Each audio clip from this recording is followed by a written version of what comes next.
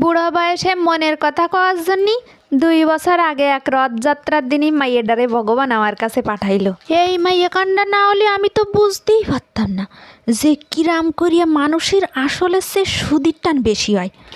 আমি যখন ছোট ছিলাম তখন যে কত শুনেছি জন্মদিন করা হচ্ছে একটা বিলাসিতা, প্রত্যেক বছর ঘটা করে নিজে কিছু খরচ করা আর আশপাশের লোকজনরে দিয়ে কিছু খরচ করেনি।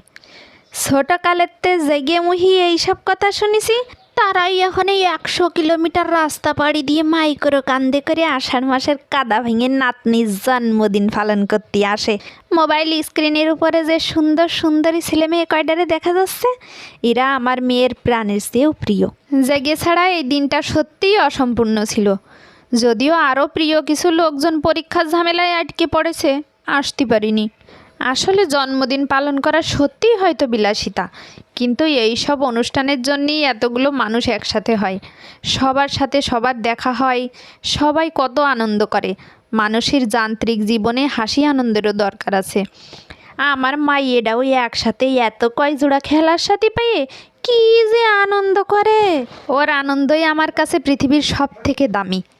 এতক্ষণ মাইয়েডারে যারা আশীর্বাদ করলো, তাই গিয়ে ঘটা করে আশীর্বাদ করার প্রয়োজন পড়ে না। এরা আমার মেয়ের এতটাই ভালোবাসার মানুষ। যদি আমার কাছে কেউ শোনে তুমি তোমার মেয়েরে তোমার পরে কার কাছে রেখে নিরাপদ মনে করো, আমি তো কব এই 6 জনের কাছেই আমার মেয়ে নিরাপদ থাকবে। এইবার চলতেছে গিফট দেওয়ার পালা। এই সব শুকনো কথাই তো আর চিড়িয়ে ভেজে না, ঠিকই চলিয়ে গেলি কবানি। দেখো আইসে কিছু না দিয়ে চলিয়ে গেছে। আমার মেয়ের জন্মদিনে আরও অনেক কাছের মানুষরা উপস্থিত ছিল। বাড়ির লোকজন কয়টারে বিরক্ত করতে করতে নিজে যখনই আমার মেয়ে বিরক্ত হয়ে যায়, তখন যায় এই সব লোকজন কয়টারে বিরক্ত করার জন্যে। একজনরে সে আবার বেশিক্ষণ বিরক্ত করতে চায় না, তার আবার বিরক্ত করার জন্য ভ্যারাইটিস মানুষের প্রয়োজন হয়। তবে এদের বাড়ি যে যতই আমার মেয়ে বিরক্ত করুক না কেন, এরা কখনোই বিরক্ত বোধ করে না। আমার মেয়েকে খুব ভালোবাসে এরা। সব মানুষ যে কষ্ট করে আমার মেয়ের জন্মদিনে আইছে, এতেই আমি অনেক খুশি হয়ে গেছি। আর কোনো কিছুরই প্রয়োজন নেই। তবে তার মধ্যে আবার একটা টেনশন করা গিফট পেয়ে গেছে আমার মেয়ে। একখান বই উপহার পাইছে। অনার্স পরীক্ষাটা দিতে যাই ভাবিলাম এই মনে হয় পড়াশুনো শেষ হয়ে যাচ্ছে, এই বইখানটা দেখে এখন আমার মনে আসছে এই বুঝি পড়াশুনো আমার আবার শুরু হতে যাচ্ছে।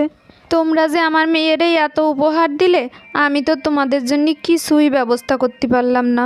আমার যেটুকু সামর্থ্য আছে আমি সেইটুকু সামর্থ্যের উপরই ব্যবস্থা করেছি। আমরা গ্রামের মানুষ ভাই, অত জাঁকজমক করে আমাদের জন্মদিন পালন হয় না। এই আশেপাশের মানুষের আত্মীয় স্বজনদের সবার ভালোবাসা নিয়েই আমাদের জন্মদিন পালন হয়।